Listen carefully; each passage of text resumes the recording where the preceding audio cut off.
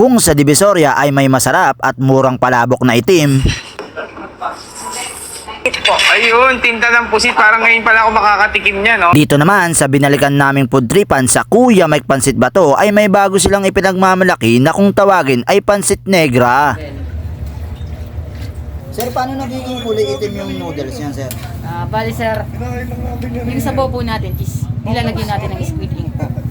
So yun guys, at nandito tayo ngayon sa Walter Mart Market dito sa Muñoz at dinayo natin itong Kuya Mike Pansit Bato. At bumalik tayo dito guys dahil may nabalitaan tayong bagong menu nila dito, yung kanilang Pansit Negra.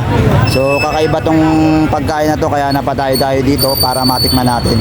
So tara guys, punta tayo dito kay Kuya Mike. Uy, Double G! Uy, boss! O, pala boss. Nakapila ka ba, boss? Nakapila ka? Oo, o-order ako rito. Titikman ko yung bagong product ni Boss Mike Pansit Bato. Yung, eto, yan o, Ano yan, boss? Pansit Negra. Ay, grabe yan, boss. Bago ba nila yan, boss? Bago nila yan, kakaiba nga sa ano ko yun. Pansit Negra, tingnan mo. Ako nga pala si Michael Berso. Ako yung owner ng trending na Pansit Bato dito sa Muñoz. Ayan na nga, meron kami bagong launch na produkto, ang Pansit Negra. Bakit nga ba tinawag na Pansit Negra? Kasi with a twist, gawa siya sa squid ink. So meron siyang pusin, meron siyang magulay, may giniling na karne, na kung saan naman talaga ay makakasiguro tayong babalik-balikan mo ang lasa niya.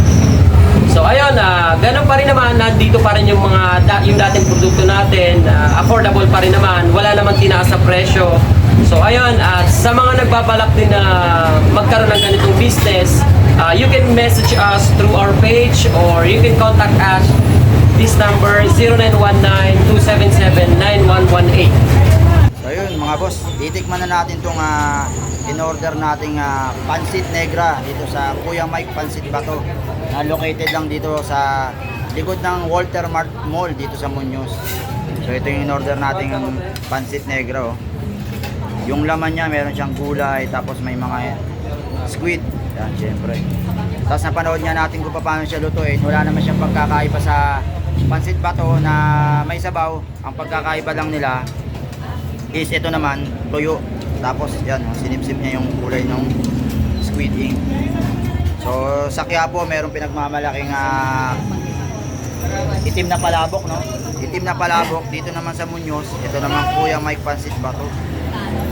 Isa na namang ano to guys, legit na Bicol Delicacy, no? food delicacies na natin natin.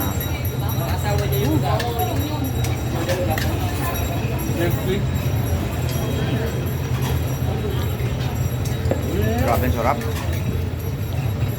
Malalasa mo talaga yung ano, yung squid ink. Tapos malinamlam yung lasa niya. First time lang natin natikman pero grabe ang sarap na ito So try din natin ng may suka. Wow. Natin. Lasa. Kahit na tinayo pa namin yun. Sarap. Okay din siya kahit may suka. Sarap. Sir, ang original talaga doon siya, Encanto. Ayan yung binag ni... Panalo, solid. Yun talaga Panalo original. 69 mo. May nahig siya. Patok to. Nahig siya na... So yun mga boss, kung gusto nyo matikman tong Pansit Negra ni Kuya Mike, dayuin nyo na to dito sa Muñoz, sa likod lang ng Walter Mart. Open sila dito 24 hours. Solid.